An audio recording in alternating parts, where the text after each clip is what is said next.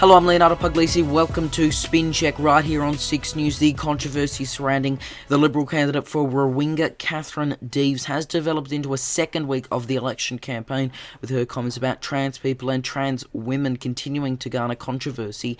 Here's some of what Scott Morrison said about his so-called captain's pick only a few days ago. I'm not going to allow her to be silenced.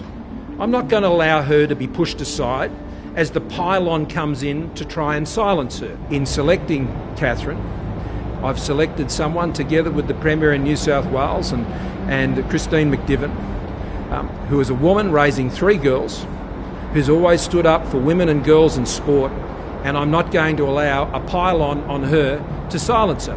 And I think there are many Australians who agree with me about that.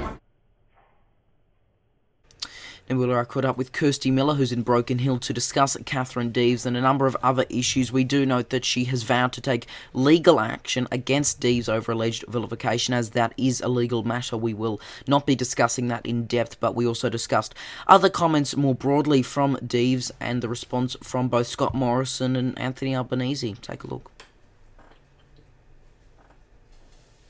Great to be on your show, Leo. Yeah, well, first of all, we're big on transparency here in regards to covering the election campaign and political topics. For the sake of transparency, are you a member of any political party or campaigning for a candidate now? No, I'm not a member of any party at the moment, but I know who I'm waiting for. All right, well, that's fine. Yeah. If not a member, just a transparency matter there. Look, obviously, you vowed to take legal action against Katherine Deves, who is the Liberal candidate for Warringah. Because that is a legal matter, we're going to avoid that. But just her comments in general regarding trans people and trans women recently. What do you make of that, and what do you make of the response from the Liberal Party and Scott Morrison? Scott Morrison's changed his mind about 4 times already on this. 1 minute he supports her, the next minute he doesn't. I think he's just going by the media to see what kind of reaction he's getting. It's been an atrocious 4 years from Scott Morrison targeting trans people. So, I didn't expect anything different with this. It's been horrific what the way they've done. But I'm actually really impressed that there's been several Liberal Party members come out and speak against this. So, Katherine Deves has split the Liberal Party, not Australia. Now, she was one of those so-called captain picks, so it's a bit hard for her to be disendorsed. Can you imagine her resigning? Is that something you could see happening? Well, I don't want to make her a martyr.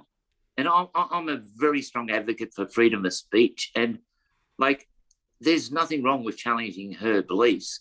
But, I don't like people challenging or attacking individuals. But I'd actually like to see her run now. She's up there running. I'd like to see the electorate of Warringah, not even vote for her. I think that would be the best thing. So I don't want her cancelled because of transgender athletes, because she'll be another Mark II Israel Folau. And that's not that's not going to help anyone, So let her run. And we'll have to see. We'll have to see those results. It probably would be a Zali Steggall win, anyways. But what do you make of the the current positions just on the opposition here that Anthony Albanese and Labor have taken in regards to trans athletes and trans people in sport and just trans people in general, and then also Anthony Albanese's comments in recent days? Yep. Well, I've been disappointed with Labor all through this last 10 months, when we've had several acts go up to Parliament. One's to consider giving people, trans and intersex people, the same rights as every other Australian under the Fair Work Act. With the religious discrimination bill, I felt that Albanese, he didn't consult with the GLBTI community. He consulted with religious mobs, and they both threw us under the bus, Labor and Liberal, in the religious discrimination bill. So I'm let down by both major parties.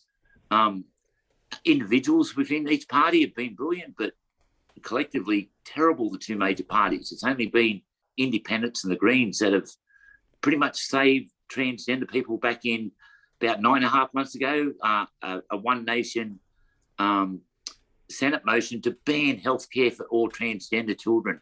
it would have been transgender genocide, and had a lot of Liberal support. But lucky for some independents, a couple of Liberals crossed the floor, you know. So it's been horrific, and I've been let down by all the major parties pretty much, except for the Greens. Yeah, and I guess that's a good segue to the next question there. And you did touch on it there. Are there any parties, be that ones who are, just running candidates this election or actually in the parliament, like the Greens, that you believe, in your view, have good policies in regards to trans people? Absolutely. The Greens have absolutely got great policies for us, and they've got a number of trans candidates running. But I'm even more impressed with the independents, the way they've come out and spoke on this, and the Reason Party, like people like Jane Carrow, and so between the Greens and the independents, they're the ones that are giving me hope. I've got everything crossed that we can get a mixture of those two in, because Liberal and Labor have had many years. These sex discrimination laws were amended like 2013, and here we are 9 years later, still arguing over this stuff, like, and it's transgender people have been the biggest topic on the election campaign in the first week.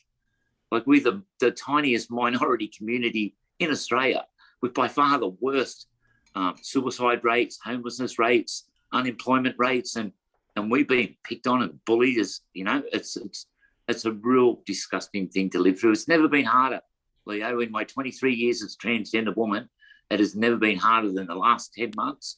And since 2018, when Scott Morrison, his very first tweet as the Prime Minister was his infamous gender whisperer's fear.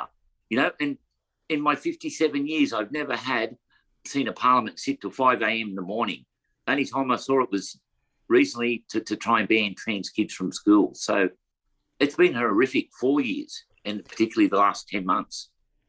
Do you think, though, that a topic like trans athletes and, trans kids potentially competing in gendered events at school or the like, is something that Australian voters really care about and would be a deciding issue this election? As you say, it has really dominated the first week of the campaign, and it is still in the headlines as we speak now. Well, the thing is, Leo, Australia are global leaders in this conversation. We've created more sports-specific policies than any other country in the world, and our federal guidelines back in 2019 are absolutely world's best practice. And we had every major sporting body on board for about a 2.5-year process. So none of these cries are coming from sports. None of these cries of transgender athletes dominating are coming from athletes. It's coming from Scott Morrison and his warringah candidate. And we've had 10 Olympic Games where transgender girls have been able to compete in the Olympic Games from Australia. We've never had one in 10 Olympic Games. I'd like to see Scott Morrison and the politicians talking about the inequalities in every aspect of female sport, like finance and opportunities and people representation in the media. Like, they've confected an outrage here just to gain a political vote. And most Australians support trans women. Most people are not transphobic if they're against trans athletes. Most of them just don't know what's being regulated and how it's being regulated. And Scott Morrison and Katherine Deves are painting us as just being men dressed up as women. Well, no, we're not. When we have to compete, we have to meet stringent testosterone guidelines. It's not an automatic turn up, play one day and turn into a girl and play the next. And the actual policy that this Chandler bill within the Sex Discrimination Act now, it's already got a specific legislation that allows sports to discriminate against a trans girl like me if I have a disparity in strength, speed, endurance, and or physique. So there is no need for this. No sport's calling for this. This is politically run. This is to incite hate and get the Conservative rallying call to arms and throw transgender kids and women at to the wolves. And that's what he's done. Like, Leo, I had a girlfriend yesterday. She's been transitioned about as long as me, 20 years. She was so scared yesterday, she's reverted back to living as a man today. after 20 odd years living as a woman because she's too scared to go out of her house in Sydney today as a woman that she was yesterday. You know, this thing is killing Australians, killing the most vulnerable Australians. It's terrible. It's terrible. No wonder Australia's got bad human rights reviews recently, you know. It's terrible. All right, we'll leave it there. Kirsti Miller, thanks for your time and for joining us here on 6 News. Thank you for hearing me. It's very important to hear the voices of trans people. Thank you, Leo. All right, now if you want to read more on this story, head to our website 6newsau.com. Also have your say using the hashtag 6newsau or email your feedback to contact@6newsau.com and support our work for just $4 a month on Patreon, patreon.com/6newsau. I'm Leonardo Puglisi. See you next time.